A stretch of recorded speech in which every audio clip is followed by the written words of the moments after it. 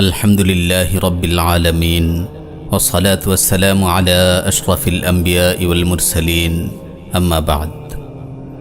কত মানুষ আছে যারা নিয়মিত তাহাজ্জুদ পড়তেন, কিন্তু তার মাঝে উদাসীনতা আসলো। সে নিজেকে বলল, আজকে তাহাজ্জুদ পড়তে মন চাচ্ছে না, আজকে কিয়ামুল লাইল থাকুক। এরপর তার এভাবে নিয়মিত তাহাজ্জুদ বাদ যেতে লাগলো। একটা সময় অবস্থা এমন হলো, তাহাজ্জুদ আর পড়াই হচ্ছে না। এরপর সে নিজেকে এ বলে প্রবোধ দিল যে তাহাজ্জুদ না পড়া হোক, ফজরটা তো জামাতে পড়া হচ্ছে, সময় মতো ওঠা হচ্ছে। কয়দিন পর সেটাতেও সমস্যা দেখা দিল। তাহাজ্জুদ পড়া বাদ গেল, জামাতের সাথে ফজরটাও পড়া বাদ গেল। এখন সে নিজেকে প্রবোধ দিচ্ছে এই বলে যে সূর্য ওঠার আগে তো ওঠা হয়, বাসায় বসে হলো ফজরের সালাদটা তো ওয়াক্তের মধ্যে আদায় করা হয়, যা হোক এতেই তো চলে। দেখা গেল কেউ নিয়মিত এক পারা করে কোরআন তেলাওয়াত করতেন, কিন্তু তা আধা পারা হয়ে গেল। এরপর সেটা থেকেও কমতে কমতে এখন আর কোরআন মাজিদ ধরাই হয় না। কেউ নফল সাওম আদায় করত নিয়মিত, কিন্তু দিনের উপর আমলের প্রতি তার উদাসীনতা এসে গেল, অলসতা এসে গেল, শিথিলতা বৃদ্ধি পেল। এখন আর সে নফল সাওম পালন করে না। দিনের আমলের প্রতি এমন উদাসীনতা আমাদের পতনের কারণ। নাউযুবিল্লাহি মিন যালিক। সুন্নাতে রাতে বা ঠিকমতো আদায় না করা, ফরজ পর্দার বিধান ঠিকমতো পালন না করা, এমন বহু ফরজ ও সুন্নত আমল, বহু নফল আমল আমরা অহরহ ছেড়ে দিচ্ছি। দিনের প্রতি এমন উদাসীনতা আসার কারণ কি? প্রিয় ভাই আমার, আমাদের এরকম উদাসীনতার পেছনে কারণ হচ্ছে নফসের ধোঁকা ও শয়তান।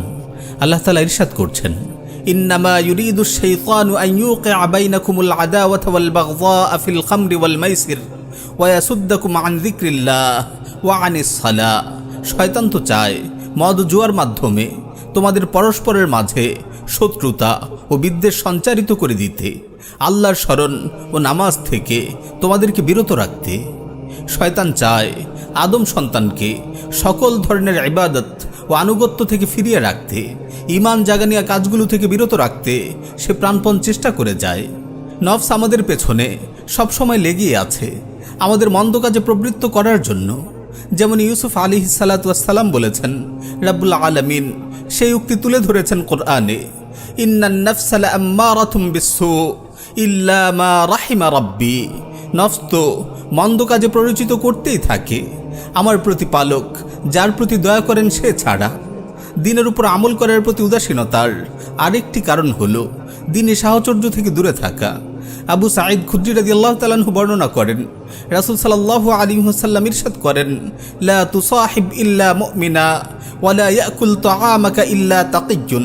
মুমিন ব্যতীত কারোর সাথে মিশবে না, তোমার খাবার কেবল যেন একজন মুত্তাকী ভক্ষণ করে। তোমার বন্ধু বানাবে কেবল দিনের উপর অটল থাকা ব্যক্তিদের ও নেক ব্যক্তিদের। কাফিরদের সাথে ও মুনাফিকদের সাথে তো মিশবেই না, বরং বদকার মুসলিমদের সাথেও না, কারণ বদকাররা তোমাকে নাফরমানের দিকে ঠেলে দেবে, আর নেককার লোকেরা তোমাকে আল্লাহর দিকে আরও এগিয়ে দেবে, তোমাকে তোমার কাঙ্ক্ষিত গন্তব্যের দিকে আরও অগ্রসর করে দেবে। হাসান আল বসরি রাহিমাহুল্লাহ বলেন, আমার কাছে আমার দিনী ভাইয়েরা পরিবারের চেয়ে বেশি প্রিয়, কারণ পরিবার দুনিয়ার কথা স্মরণ করিয়ে দেয়, আর ভাইয়েরা আখিরাতের কথা স্মরণ করায়।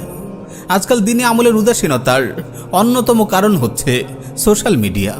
সোশ্যাল মিডিয়ার অহেতুক ব্যবহার, অবিরত স্ক্রলিং করে যাওয়া, ঘন্টার পর ঘন্টা বিভিন্ন চরিত্র বিনষ্টকারী ভিডিও দেখা, শেয়ার দেয়া, এগুলো তো কেবল নিজের ঈমানি অবস্থাকে দুর্বল করে না, বরং অশ্লীলতা ও বেহায়াপনাকে আরও বেশি উচ্চকিত করে। একজন মুমিন অশ্লীলতা ছড়াতে পারে, এটা তো ভাবাই যায় না। রাসূল সাল্লাল্লাহু আলাইহি ওয়াসাল্লাম ইরশাদ করেন, তাইসা আব্দুদ দিনার তাইসা আব্দুদ দিরহাম। ধ্বংস হোক দিনারের গোলাম, ধ্বংস হোক দিরহামের গোলাম।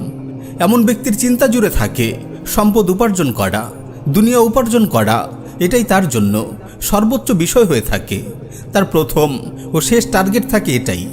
এমন ব্যক্তির পরিণতি হবে ধ্বংস ও লাঞ্ছনা। যেমন রাসূল সাল্লাল্লাহু আলাইহি ওয়াসাল্লাম বদদুয়া করেছেন, তাইসা ওয়ান্তাকাসা। আর সৌভাগ্যবান হলো সেই ব্যক্তি যে দিনের উপর আমল করে। যেমন হাদিসে রাসূল সাল্লাল্লাহু আলাইহি ওয়াসাল্লাম বলেছেন, তুবা লিআবদিন আখিযিন বিইনানি ফারাসিহি ফি সাবিলিল্লাহ আশআসা রাসুহু মুগবাররাতিন কাদামা। ওই বান্দার জন্য সুসংবাদ যে আল্লাহর পথে নিজের ঘোড়ার লাগাম ধরে যুদ্ধরত, যার মাথার কেশ এলোমেলো, যার পদযুগল ধুলিমলিন। প্রিয় ভাই, মানুষের ধন সম্পদের লোভ মানুষকে আমল থেকে দূরে সরায়। যদি কেউ তার সম্পদ বাজেয়াপ্ত হওয়ার ভয় রাখে, সে আল্লাহর রাহে জিহাদ করতে পারে না। যদি তার সম্পদ উপার্জনের প্রবল লিপ্সা থাকে, সে আমলে সময় দিতে পারে না। সম্পদ উপার্জন করতে গিয়ে ন্যূনতম 5 ওয়াক্ত ফরজ সালাতও সে আদায় করতে পারে না। তার জীবনটাই সম্পদের পেছনে ব্যয় হয়ে যায়।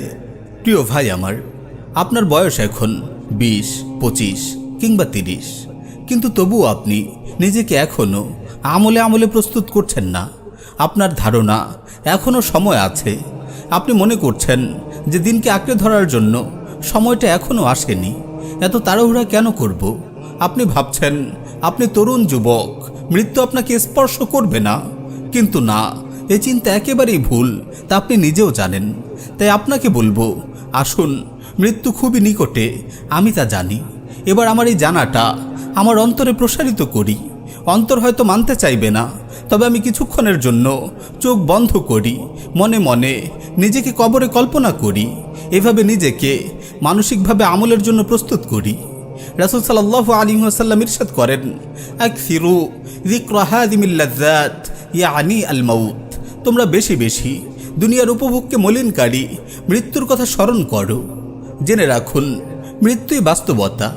দুনিয়া মৃত্যুর আগের আমলের জায়গা, আবার কারো জন্য ধোকায় প্রবৃত্ত থাকার জায়গা। তাই বাস্তবতাকে প্রাধান্য দেয় কর্তব্য। দুনিয়ার জীবনে আমাদের ভীষণ মিশন হচ্ছে দিনের উপর আমল করা।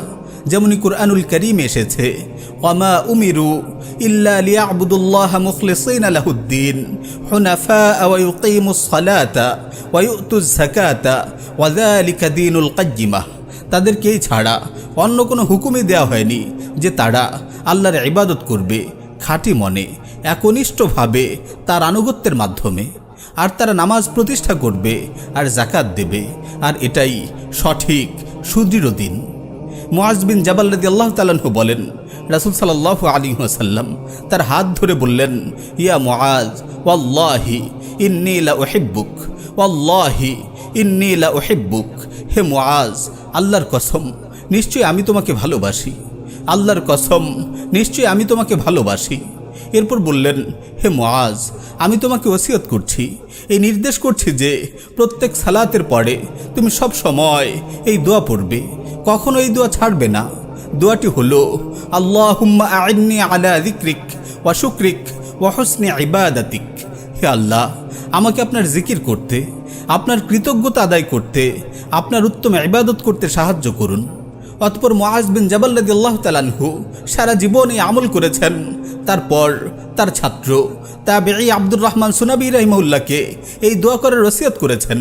সুনাবি রাহিমাহুল্লাহ আবু আব্দুর রহমান হুবুলিকে এই দোয়া করার ওসিয়ত করেছেন। ভাই আমার, এই দোয়া আপনি প্রত্যেক সালাতের পরে করুন। যখনই অন্তরে আমলের প্রতি উদাসীনতা সৃষ্টি হয়, তখনই দোয়া করুন, আল্লাহর কাছে আশ্রয় চান, দোয়া করতে থাকুন, আমল করতে থাকুন। আমলের সাথে আমল জুড়ে দিয়ে জীবনকে আমলময় করুন। আল্লাহ আমাদের সবাইকে দিনের উপর আমল করার ক্ষেত্রে উদাসীনতা মুক্ত রাখুন, শিথিলতা ও অলসতা মুক্ত রাখুন। আমাদেরকে যথোচিত আমল করার, বেশি বেশি ন্যাক অর্জন করার তৌফিক দান করুন। আমিন ইয়া রাব্বাল আলামিন।